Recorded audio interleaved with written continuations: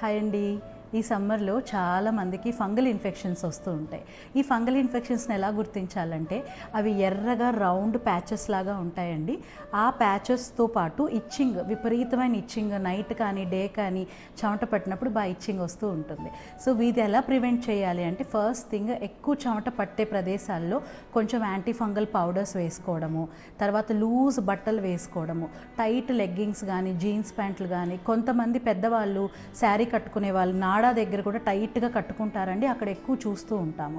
అదొకటి. ఒకవేళ already fungal infection ఉంటే మీ సాక్స్ కానీ షూస్ కానీ లేకపోతే సోప్, నెయిల్ కట్టర్స్ ఇలాంటివి షేరింగ్ అనేది చేసుకోకండి, విడిగా డెటాల్ వేసుకొని వాష్ చేసుకోవాలి. ఈ ఫంగల్ ఇన్ఫెక్షన్స్ కోసం మార్కెట్లో చాలా రకాల పౌడర్స్, సోప్స్, క్రీమ్స్ కూడా ఉన్నాయండి. అయితే ఒకవేళ మీకు రొటీన్ మెడికేషన్కి తగ్గకపోతే మీరు డెర్మటాలజిస్ట్ని కన్సల్ట్ అవ్వాల్సి ఉంటుంది. వాళ్ళు అప్పుడు newer generation anti fungal tablets ఒక 5 days కానీ 10 days, కొంతమందికి 2 months కూడా వాడాల్సి ఉంటుంది.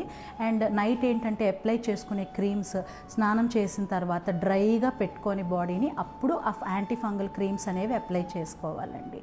ఈ పౌడర్స్, క్రీమ్స్, సోప్స్ ఏవి పనిచేయట్లేదు మీరు చూపించుకున్నా అంటే మట్టుకి ఒక్కసారి ఏమన్నా డయాబెటీస్ అటాక్ అయిందా, ఏమైనా షుగర్ లెవెల్స్ హెవీగా ఉన్నాయా అనేది మీరు చూయించుకోవాలి.